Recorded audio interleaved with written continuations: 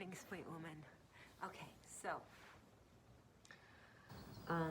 super excited about these possibilities. I want you to know that I've personally worked through a lot of the issues that you described, and I've also seen people and been able to experience with people working through these issues, and I think that you can't even imagine what's possible. So I'm excited to share this with you. So this is the beginning pieces of what I think we should try for your back to relieve the neural pain, to relieve the stiffness, to free up the balance of your back, to strengthen your core, and to just restore confidence in your back so that you can start to expand into other things that you love to do. We're going to start off on the back with something that's called lying leg extensions. I'm going to have you bring your knees up. This is a little more advanced than what we did yesterday. And we're going to have you bring your knees up. This is my assistant. She has to be touching me. Right leg up, left leg up. Now, let me see. I want to move that so you can see my feet a little better. There we go. Because it is significant what I'm doing with my feet. Okay, so, yeah, okay. So right leg up, left leg up. Now specifically why I wanted to show my feet is that I want you to pull your toes towards you. This flushes and hydrates, oxygenates, stretches in a dynamic fashion, bringing in all the good stuff, pushing out the toxins of the hamstrings. The hamstrings we use as an easy way to refer to the tissues on the back of the body. So this tissue is contiguous from the bottom of the foot to the scalp. So when somebody has neck tension or a lot of neck work, like sitting at a computer, if we release the hamstrings, which are in a short position, so are the calves in a sitting position, this really makes a difference. As I go, I'm trying to lock out the knee more. I'm trying to pull the toes down towards me more. Don't forget about pulling that pinky toe down, because that's the tightest line, is that outside line. And if you're just pulling the big toe down, you're missing that line. Also, as I go, I'm starting to tighten the thigh, the quad muscles, which requires those hamstrings to go farther. So I'm progressing it as I go. I'm not forcing. As the tissues heat, they'll go farther and farther. How many reps? Really, you're going until you feel some freedom, okay? And maybe that's 10, maybe that's 20 reps. We're going to progress from there on. This is the first level, and I'm going to keep bringing you up as I get the green flag from your body. The next thing we're going to do is we're going to place the feet down on the floor in a hip bridge position. That's medium stance. That means your heels are right below the butt bones, and then we're going to lift into a bridge. Now, when I go into a bridge, I want to pelvic tilt the hips. You and I both have the tendency to arch the lower back, and that compresses that lumbar spine. So what I want to do, if you're getting any pinches, and to prevent any pinches in the lower back or neural symptoms or pains or discomforts, is the pelvic tilt. So I'm going up and down. Let's say we're going to go for about seven reps. This is called three-dimensional hip bridge. You probably have seen a hip bridge before, but I'm going to three-dimensionalize it. I'm going to stay at the top, then I'm going to go wide with the knees and narrow with the knees. Now, if you hit any points that feel like a red flag, don't feel good and serving and beneficial, don't do that part, okay? And let me know how that feels so that I can understand what's happening. Often we can go back to that later. Okay, after about 7, I'm going to go wide with the knees, and I'm going to stay wide with the knees and go up and down. I'm still trying to pelvic tilt at the top, which means drive my pubic bone up. Good. All the way up and down, pushing through the floor when I get to the top, through the floor with my feet to squeeze those buns. One of the strategies that we're laying down with you is strengthening the buns, the butts, the glutes to support the lower back, because from sitting so much, the butts get weak. And then when you run and hike, it's going to be a problem. Okay, I'm going to go back to medium with the knees, right hip up, left hip up, right hip up, left hip up.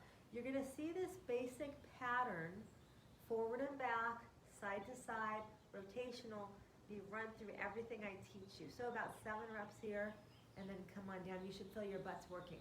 Bring the knees up, and we're going to flesh it out. I like hands under the knees. Fleshing is a concept where there's lots of ways, techniques to flesh, change directions.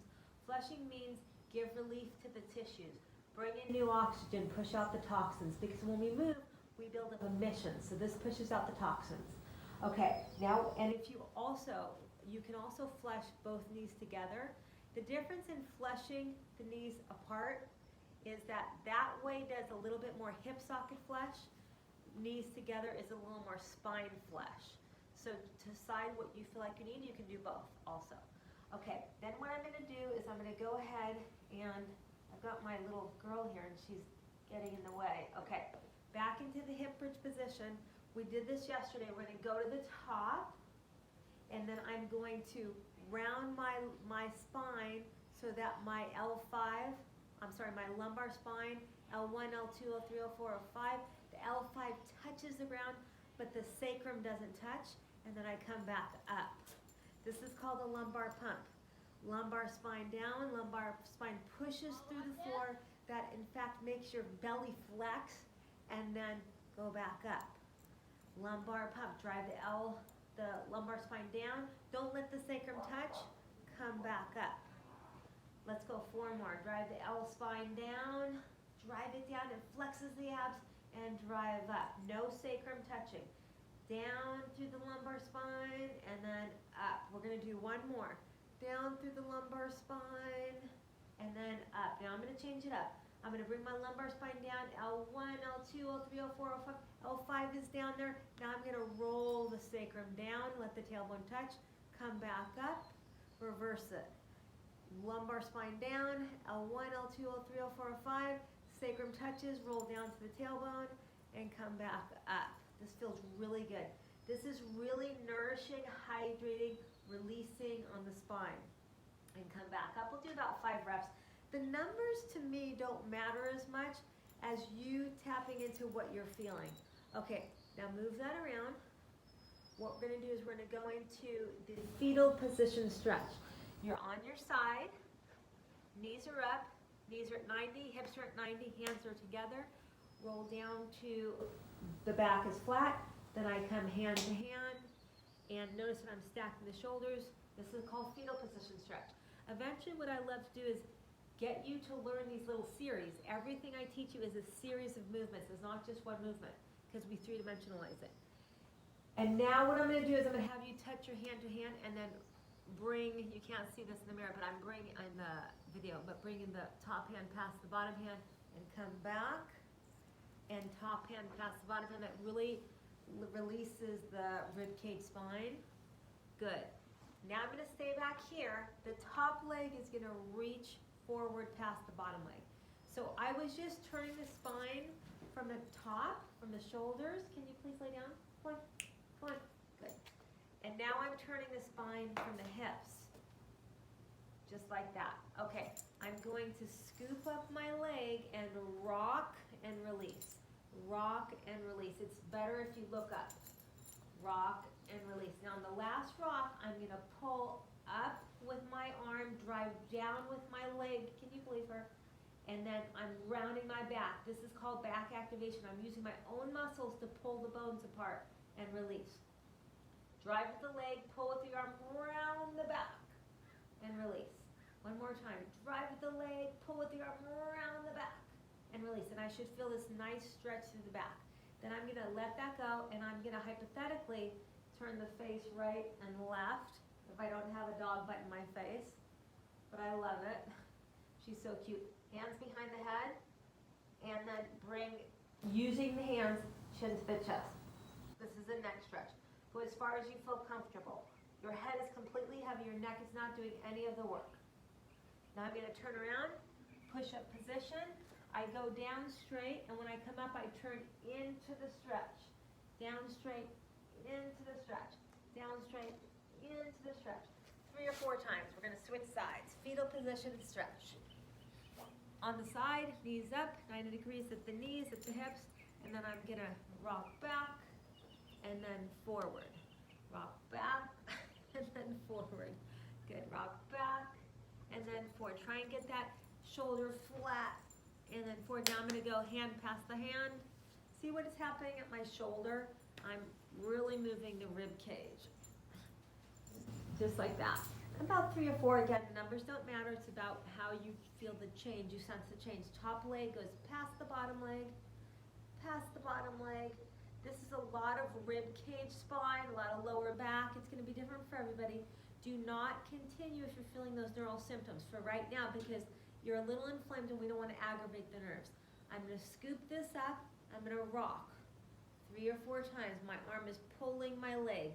My hips are rocking a little bit. Okay, now I'm gonna do the back activation. I'm gonna drive with the leg, pull with the arm around the back, and release. Drive the leg, pull with the arm around the back, 3, 2, 1, release. One more time. Drive with the leg away from me, pull with the arm towards me, around the back, and release. Good job. Turn the face right and left. See, what I'm doing is I'm moving each segment of the spine, hands behind the head, because each segment of the spine is supposed to move on its own. It's not supposed to move in chunks and clumps. The spine is supposed to individuate. Okay, push-up position. Go down straight, turn into the stretch. Please honor your body. Only go where your body's willing. I promise you it will go farther as we go if we honor it properly. Okay, last exercise. So this is called quadruped. Each of these movements are the beginning of a longer series that I want to teach you, but I want to see how your body reacts. Hands and knees, make sure you have good cushion on your knees.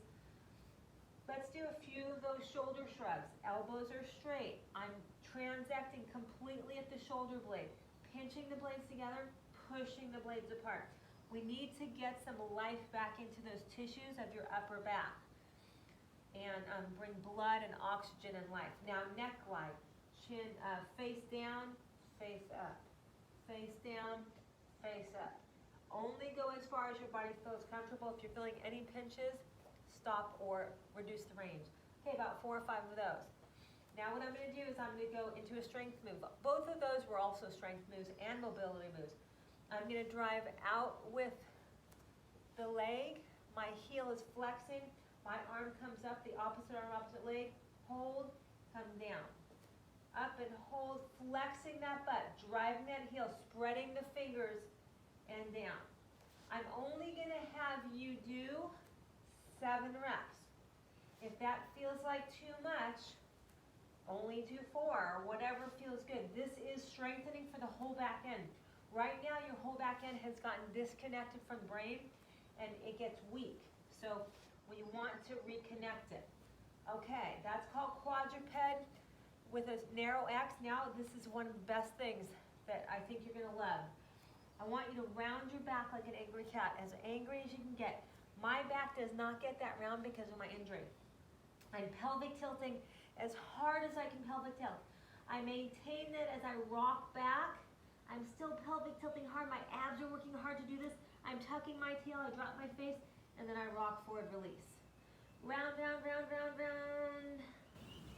Release. Round, round, round, round, round. Release. 2 more.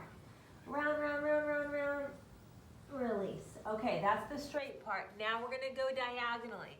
Diagonally looks like this. I'm going to bring my hands diagonal. I don't have to round as I rock back. This is going to get your flank. Let your head drop. About 3 or 4. You might want to do more. Now, this is called flushing. It's another way to flush. There's all these different ways to flush. This is what we call hands and knees flush. I'm going to also progress that to a higher level, but I want to introduce it to the body, see how the body reacts, let the body condition and adapt to that and get stronger, and then we'll keep progressing up. Love you, buddy.